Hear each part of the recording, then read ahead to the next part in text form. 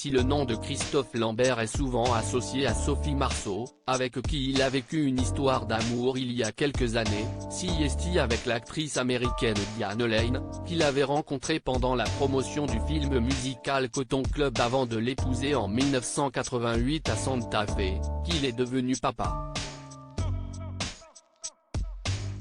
De leur union est effectivement né un enfant en 1993, en l'occurrence une fille.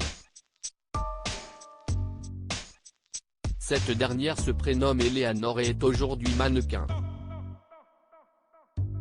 Cette naissance est intervenue à un moment où le couple entre Christophe Lambert et Diane Lane battait de l'aile, comme le confiait l'acteur au JDD en 2015. Mais il a tout de même souhaité avoir un enfant avec elle, car il estimait qu'elle était la personne idéale pour assumer ce rôle. Ma fille est née alors que nous étions en fin de parcours avec sa mère.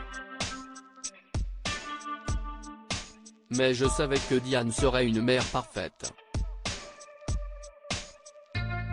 Quelqu'un que j'aime profondément depuis. Les deux artistes se sont donc séparés, mais sont restés en très bons termes.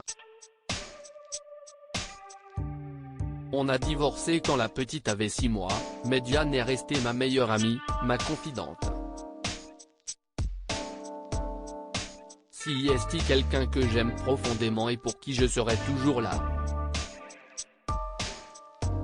Quant à ma position de père, je savais que je n'allais pas dupliquer le passif familial, que je ne serais ni dans l'étouffement, comme ma mère, ni dans le rejet, comme mon père, confiait Christophe Lambert à Gala en octobre 2020.